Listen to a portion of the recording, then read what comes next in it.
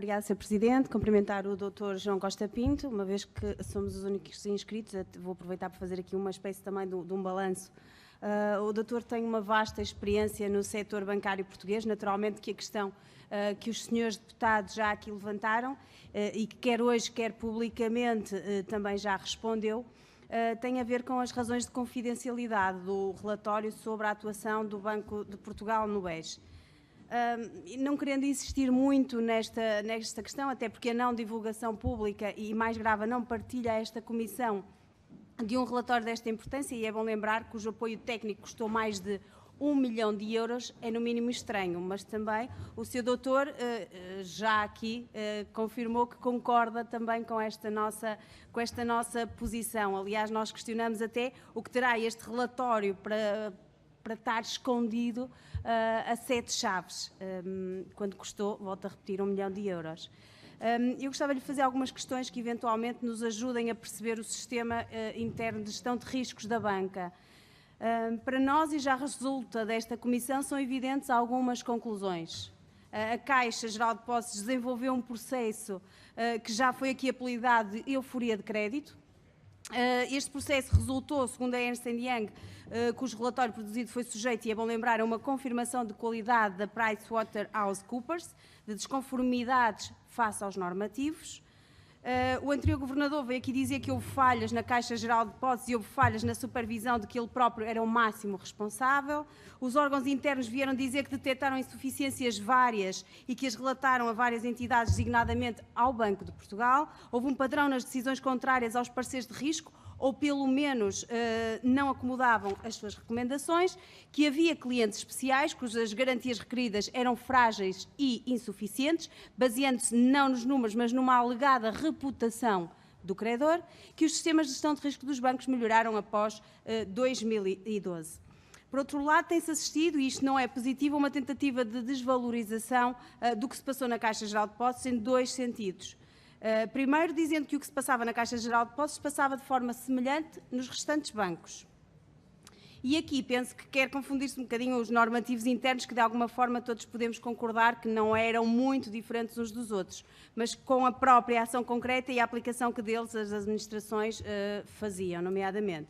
Por outro lado, criticando as conclusões do próprio relatório da Ernst & Young, como também já vimos em algumas audições que já presenciamos. Portanto, as minhas questões vão agora no sentido de aproveitar um pouco a sua experiência.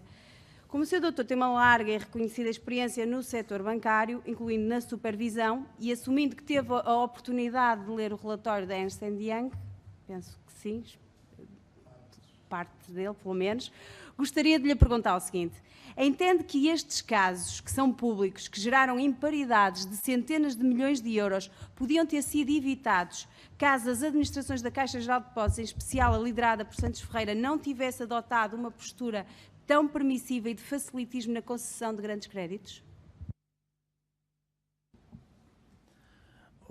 Sra. Deputada, as questões que levanta, de facto, são importantes, e eu devo dizer-lhe que, para mim, a circunstância da Caixa Geral de Depósitos ser um banco público faz com que a responsabilidade das suas administrações seja acrescida. O que é que eu entendo, o que é que eu quero dizer com isto? Eu tenho um conhecimento do que se passou na Caixa Geral de Depósitos muito limitado. Tenho um conhecimento quase daquilo que tem sido publicado nos órgãos de comunicação social. Dito isto, há operações que foram conduzidas no âmbito do banco público que eu não entendo nem nunca entendi. Nomeadamente, quando se tratou de operações de natureza puramente financeira. O que é que eu entendo por isto? Uma coisa é um banco financiar a atividade económica. Uma coisa é um banco financiar o imobiliário. Até financiar a área do imobiliário de maior risco e aquela sobre a qual é preciso particular cuidado, que é quando envolve operações de natureza especulativa sobre terrenos. Outra coisa distinta, e isso não aconteceu só em Portugal, como sabemos, aconteceu em todo lado, ondas de crédito que são motivadas por um tipo de euforia que arrasta os agentes económicos e que os bancos são ao mesmo tempo indutores e vítimas. Isto não faz com que eu considere que a responsabilidade da gestão dos bancos seja menor por isso. Não acho. Outra coisa distinta é quando um banco aceita financiar uma operação de natureza puramente financeira, como, por exemplo, financiar a aquisição de ações de outra instituição de crédito. Eu isso não entendo. É uma operação puramente financeira. E, portanto, é de difícil compreensão. E nem cabe nos padrões normais de avaliação de risco, porque o tipo de colateral ou garantia fica dependente de um ativo que, por sua vez, é suscetível de grandes oscilações no mercado. Aliás, eu devo dizer uma coisa. Eu não partilho a opinião de que uma operação de crédito é bem concedida quando tem um bom colateral ou uma boa garantia. Isto é uma falácia. Uma operação de crédito deve ser avaliada pelo seu mérito. Ela tem mérito. É um investimento. É um financiamento de curto, médio prazo. Tem um destino que se justifica, que vai gerar um cash flow que vai permitir pagar o serviço dessa dívida, ou não? O colateral é uma segunda linha de defesa. Mas um crédito só deve ser concedido se a primeira linha de defesa justificar o financiamento. Isso passa por uma avaliação da operação em si, da credibilidade de quem pede os recursos ao banco, e o colateral é uma mera segunda linha de defesa. No caso de uma operação, e isto varia de setor para setor de financiamento e de concessão de crédito. No caso de uma operação, por exemplo, de financiamento para a aquisição de ações, é uma operação puramente financeira, de elevadíssimo risco, que eu não concebo para valores tão elevados como aqueles que foram praticados por alguns dos bancos da nossa praça. Não entendo. Muito obrigada pela sua resposta. E continuando, só mais uma pergunta, já que falou disso, relativamente à operação financeira. Falou recentemente numa entrevista ao jornal I sobre algo que pode ser fatal para o sistema financeiro. E, palavras suas, passo a citar, corrente de eurocratas europeus que habitam à volta do BCE que favorecem a concentração bancária. Podemos fazer uma analogia entre esta sua frase e algo que aconteceu na Caixa Geral de Depósitos, nomeadamente a vontade política que houve de ceder créditos sem garantias e contra tudo para comprar ações do BCP e que levaram às maiores perdas efetivas da Caixa Geral de Depósitos e ao resultado final que todos conhecem? Sr. Deputado, sinceramente eu não consigo fazer essa analogia porque eu não consigo perceber porque é que essas operações foram feitas. Eu não consigo entender.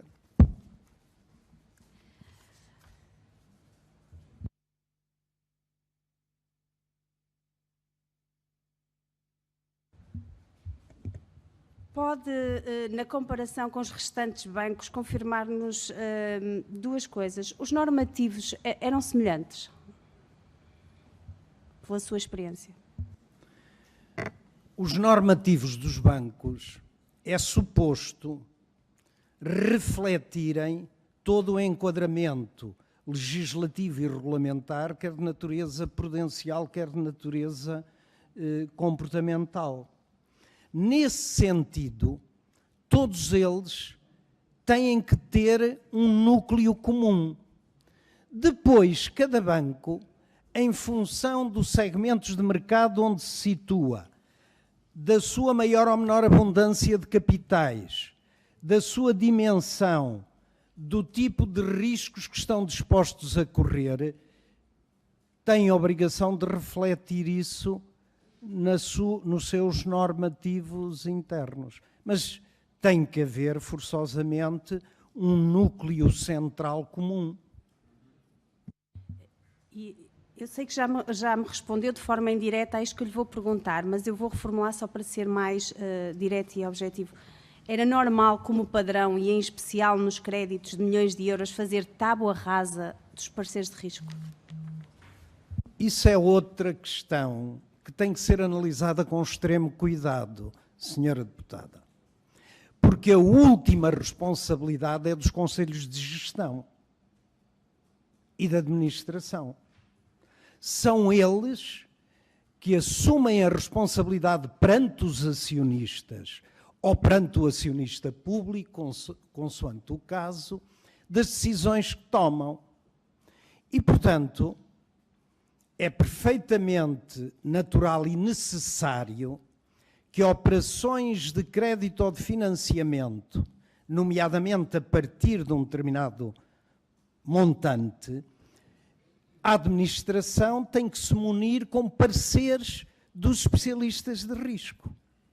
Mas pode haver circunstâncias legítimas de quem decide que não obriga quem decide a seguir a 100% o parecer do risco. Mas nesse caso, a decisão do Conselho tem que ser claramente justificada. E se tem dúvidas quanto à análise do especialista de risco, tem que colocar essas questões aos próprios especialistas de risco. Mas a decisão última e a responsabilidade é dos conselhos de administração. O senhor foi presidente da Caixa Central de Crédito Agrícola Mútuo durante 12 anos. Durante o seu período, era usual decidir em operações de várias dezenas ou mesmo centenas de milhões de euros contra os parceiros de risco? Pelo que já respondeu, já vi que não, peço desculpa. Não considera até insultuoso, e esta é a minha última pergunta, querer misturar-se, e pegando um bocadinho até no termo que utilizou aqui a minha colega, não considera até insultuoso querer misturar-se tudo, não fazendo a devida separação do trigo do joio dos bancos que, podendo aqui ou acolá ter administrações que arriscavam mais do que deviam, mas que não faziam como padrão de outros, como a Caixa Geral de Depósitos, que geraram centenas de milhões de euros de perdas aos contribuintes em operações mais do que arriscadas comercialmente, pouco se poderia diferenciar, como disse há pouco, de um jogo de casino? Senhora deputada, eu vou ter que dizer o seguinte. O que é necessário no caso da Caixa Geral de Depósitos é aquilo que nenhum governo até hoje fez, que é definir com clareza para que é que serve um banco público e como é que um banco público deve contribuir e ser um elemento de impulso do desenvolvimento económico e social. Eu sou dos que considera que ter um banco público não é para um banco público fazer o que os outros fazem. Devo dizer com muita franqueza. E também já o escrevi, que é para mim inconcebível que um banco público se envolva em operações de natureza especulativa ou puramente financeira. Também já o disse, pela natureza de um banco público.